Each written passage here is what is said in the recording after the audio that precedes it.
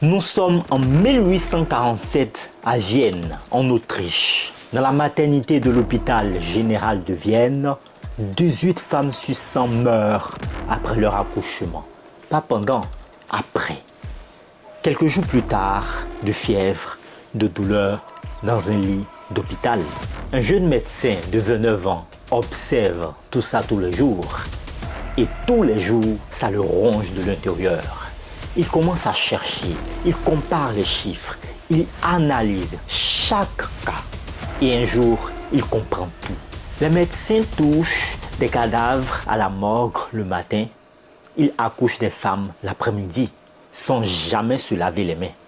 Ils transportent la mort avec eux sans le savoir. Alors, ils imposent une règle simple, se laver les mains avec une solution de chlore avant chaque accouchement. En un mois, le taux de mortalité s'effondre de 18% à 2%.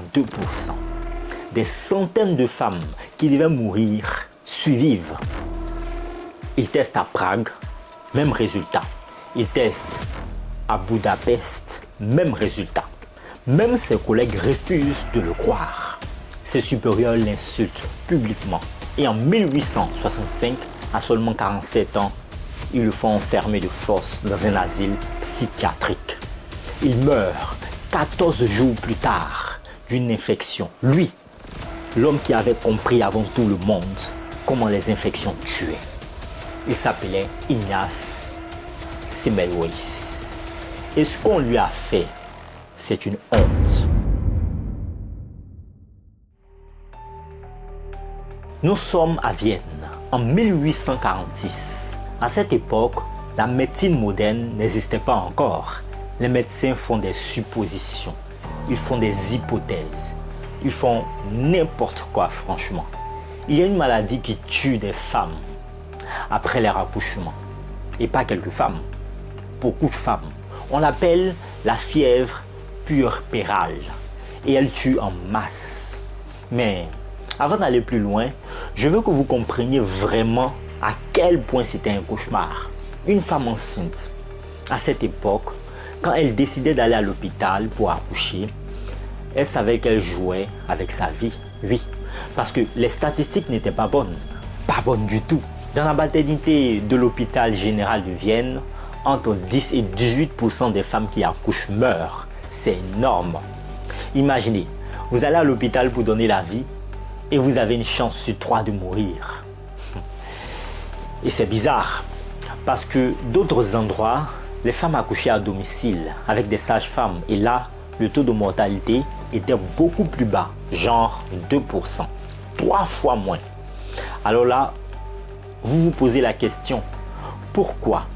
Pourquoi à l'hôpital les femmes meurent massivement, plus qu'à la maison? Les médecins à l'époque n'avaient aucune idée, aucune. Certains disaient que c'était l'air vicié de l'hôpital. D'autres disaient que c'était la malchance. D'autres encore accusaient les femmes elles-mêmes d'être trop fragiles et trop sensibles. Personne n'inquiétait vraiment. Personne ne cherchait vraiment. On acceptait juste que les femmes meurent. Et c'était comme cela. C'était la vie, ou plutôt, c'était la mort. Et puis un jour, un jeune médecin hongrois arrive à Vienne. Il s'appelle Ignaz Semmelweis. Il a 29 ans. Et lui, il va poser une question très simple. Une question que personne ne s'était posée avant. Pourquoi? Et c'est la question qui va tout changer. Parce que quand vous vous posez pourquoi, vous commencez à chercher les réponses. Et Semmelweis, il cherche vraiment. Semmelweis arrive dans la maternité de Vienne en 1847 et immédiatement, il remarque quelque chose d'étrange, vraiment étrange. La maternité est divisée en 2 ailes, 2 services complètement séparés. Dans la première aile, les accouchements sont faits par des médecins et les étudiants en médecine. C'est l'aile prestigieuse, l'aile où travaillent les plus grands. Dans la deuxième aile, les accouchements sont faits par des sages-femmes, des femmes qui ont de l'expérience, mais qui ne sont pas des vrais médecins selon les standards de l'époque. Et là, Semmelweis fait quelque chose que personne n'avait vraiment fait avant. Il regarde les chiffres. Il regarde vraiment. Dans la première aile, avec les médecins prestigieux, le taux de mortalité pouvait atteindre jusqu'à 18% certains mois. Presque une femme sur 5. Dans la deuxième aile, avec les sages-femmes, le taux de mortalité était de 2%. 3 fois moins. Oui, vous avez bien entendu, 3 fois moins. C'est énorme. Et personne ne parle de cette différence. C'est comme si elle n'existait pas. Semmelweis devient obsédé. Il passe ses nuits à comparer les chiffres. Il analyse les données. Il observe chaque détail. Et il remarque une autre chose bizarre, vraiment étrange. Les femmes qui meurent dans la première aile, elles ont les mêmes symptômes, exactement les mêmes. Fièvre, frissons, douleur abdominale. Et puis, elles s'en vont.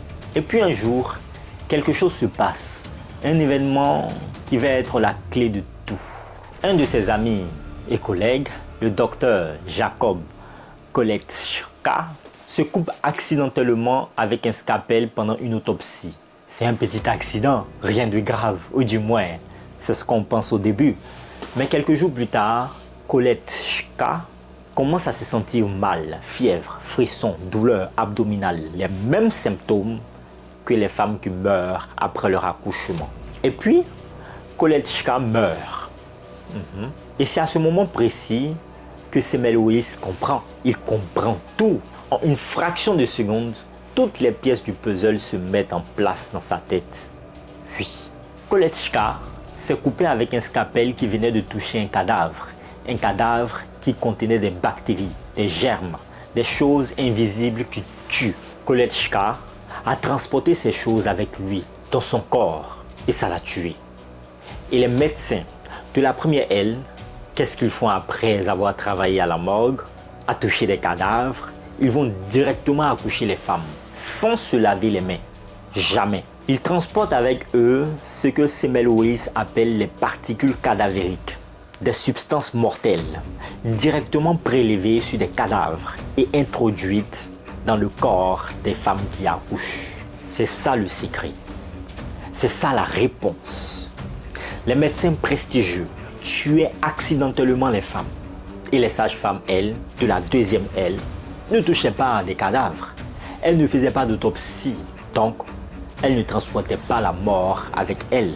Voilà pourquoi elles perdaient moins de patientes. La solution à ce problème, elle était stupidement simple. Se laver les mains avec une solution de chlore avant chaque accouchement. Semmelweis impose cette règle dans son service. En mai 1847, il demande à tous les médecins et étudiants de se laver les mains avec une solution chlorée avant d'accoucher une femme. C'est une règle simple, quasi ridicule pour être honnête. Mais les résultats sont autre chose. Les résultats sont spectaculaires.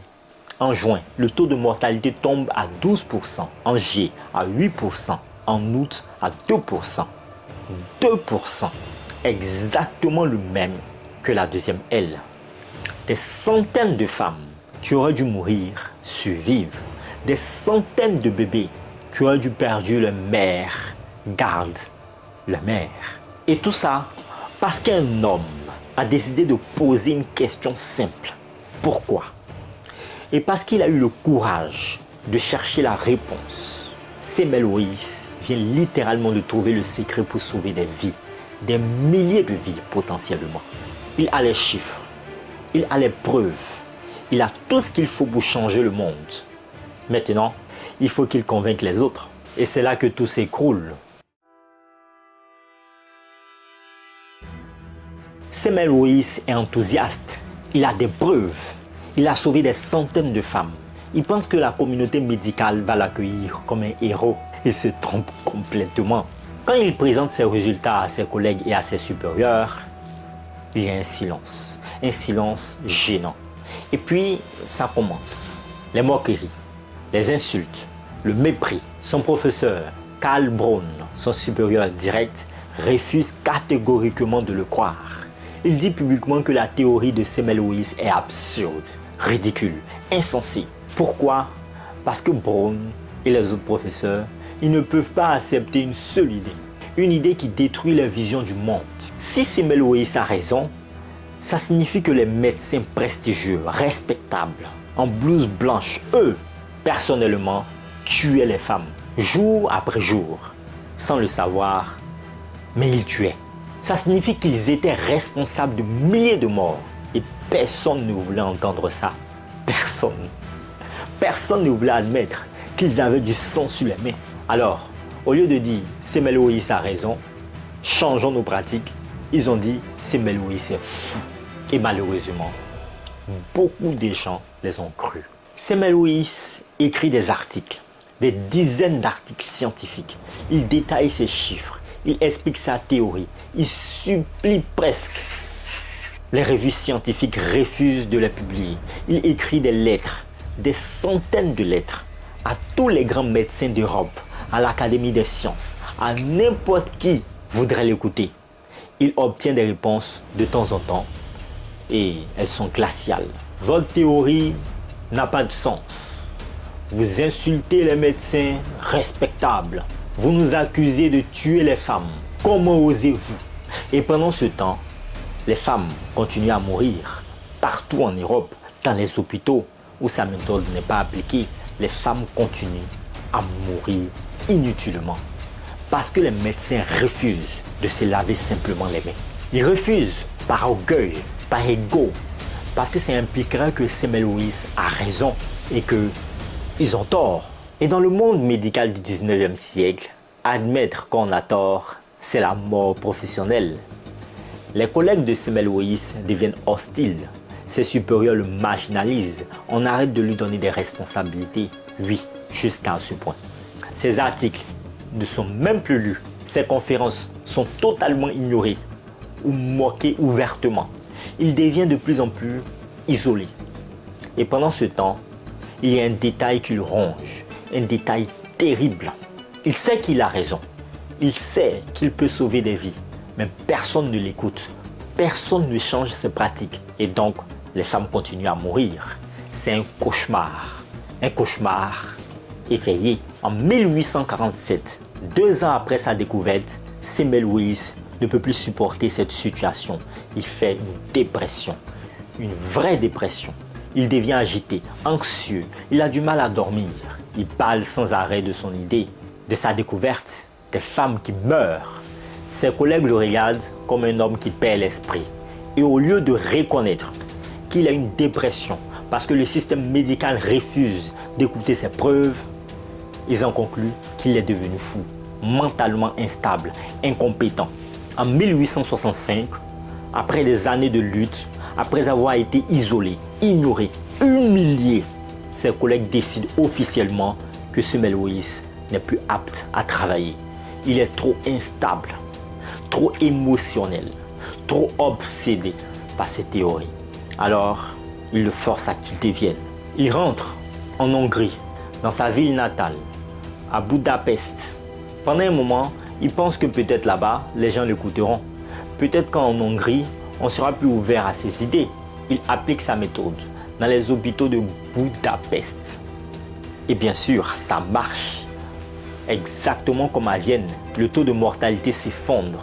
Mais même en Hongrie, les autres médecins commencent à le critiquer. Ils disent que ses chiffres sont faussés, que sa méthode ne marche pas du tout.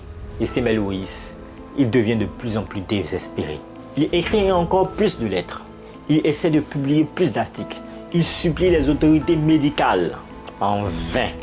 En 1865, à 47 ans, Semmelweis est complètement brisé, émotionnellement et psychiquement. Il est déprimé, il est anxieux, il est possédé par son idée. Il parle sans arrêt de sa découverte. Il est devenu ce que ses collègues appelaient un homme instable. Et c'est là que ses collègues viennent frapper. Ils décident qu'il est devenu fou, que ses comportements sont dangereux, qu'il est une menace pour la profession. Ils le font interner de force dans un asile psychiatrique à Vienne. Un asile, vous avez bien entendu. Un homme qui avait consacré sa vie à sauver les femmes dans les hôpitaux finit enfermé dans un asile comme un fou. Et vous aussi, si vous ne voulez pas vous faire enfermer dans un asile comme un fou ou comme des fous, abonnez-vous à la chaîne Science et Culture TV. Le 6 août 1865, Semmelweis est forcé d'entrer dans l'asile psychiatrique de Vienne. Pas comme un patient qui demande de l'aide, comme un prisonnier de force. On le met dans une cellule froide, sombre, isolée. Et personne ne sait vraiment ce qui lui arrive là-dedans. Mais d'après les rapports de l'époque, il est maltraité, battu, selon certaines sources, humilié, ignoré. C'est l'ironie la plus cruelle de l'histoire. L'homme qui avait compris comment les infections se transmettaient, l'homme qui avait sauvé des centaines de femmes en enseignant l'hygiène, se retrouve dans un endroit où l'hygiène n'existe pas, où les conditions sont sales, où les infections y prospèrent. Et puis, quelques jours après son arrivée, Semmelweis commence à se sentir mal, fièvre, frissons, douleur abdominale. Les mêmes symptômes qu'ils avaient vus chez les femmes qui mouraient à la maternité, les mêmes symptômes que son ami Koletschka avait eu quand il s'était coupé avec le scalpel. Semmelweis est infecté, probablement par une infection contractée dans cet asile, ou peut-être par une infection transmise lors de son admission par des mains sales.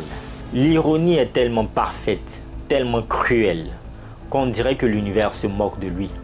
Pendant 2 semaines, Semmelweis souffre. Il souffre dans une cellule froide, sans soins appropriés, sans reconnaissance, sans personne pour dire « tu avais raison ». Le 13 août 1865, il meurt à seulement 47 ans. Il meurt exactement de la maladie qu'il avait passé sa vie à comprendre et à combattre. Il meurt des suites d'une infection. Mais voilà le plus dingue. Voilà ce qui rend cette histoire encore plus révoltante. À peine quelques années après la mort de Semmelweis, Louis Pasteur prouve que les germes existent, que les microbes causent les infections, que l'hygiène sauve vraiment des vies. Et puis Joseph Lister développe des techniques antiseptiques en chirurgie. Et soudainement, tout ce que Semmelweis avait dit était vrai, complètement vrai. La communauté médicale qu'il avait rejetée, moquée, humiliée, reconnaît qu'il avait raison. Mais trop tard, Semmelweis est mort. Il n'a jamais su que ses idées seraient validées. Il n'a jamais su qu'il aurait raison à la fin. Il n'a jamais su que des millions de gens seraient sauvés grâce à ses découvertes. Il est mort en pensant qu'il avait échoué. Aujourd'hui, chaque médecin, chaque chirurgien, chaque infirmier sur terre se lave les mains avant d'opérer. C'est un geste tellement banal, tellement automatique que personne n'y pense vraiment. Mais derrière ce geste simple, il y a un homme qui a donné sa carrière, sa santé mentale et sa vie pour que vous puissiez exister. Ignace Semmelweis. Un homme qui n'a jamais reçu de Nobel, jamais eu de statut, jamais eu les honneurs qu'il méritait de son vivant. Juste un homme seul, face à un système qui n'était pas prêt à entendre la vérité. Et c'est ça qui me révolte, franchement. L'histoire de Semmelweis n'est pas juste une histoire de médecine. Ce n'est pas juste un débat scientifique du 19e siècle. C'est une histoire sur ce qui arrive quand on préfère protéger son ego plutôt que de chercher la vérité. C'est une histoire sur ce qui arrive quand on rejette quelqu'un qui remet en question le système. C'est une histoire sur comment les institutions peuvent écraser un homme plutôt que d'admettre qu'elle se trompe. Et voilà le plus troublant. Ça continue aujourd'hui. Oui. Combien de découvertes scientifiques sont rejetées parce qu'elles menacent le statu quo? Combien d'innovateurs sont humiliés parce qu'ils osent dire que les choses établies ne sont pas bonnes? Combien de gens comme Semmelweis sont détruits par le système avant que leurs idées ne soient finalement reconnues? Nous ne le saurons jamais. Mais je suis sûr qu'il y en a beaucoup. Alors la prochaine fois que vous vous lavez les mains, pensez à lui. Pensez à cet homme qui a eu raison, qui avait les preuves, qui pouvait sauver des vies, mais qui a été écrasé par le système avant que le monde ne reconnaisse son génie. Pensez à Ignace Semelois. Il le mérite bien. Merci d'avoir suivi cette vidéo. Alors pour ceux qui veulent aller encore plus loin, vous pouvez trouver cette vidéo qui parle de cette femme qui a révolutionné notre connaissance de l'atome mais qui a été oubliée. Une autre injustice encore incroyable. Allez la suivre. Vous en prendrez encore plus sur Lise Meitner. Au revoir.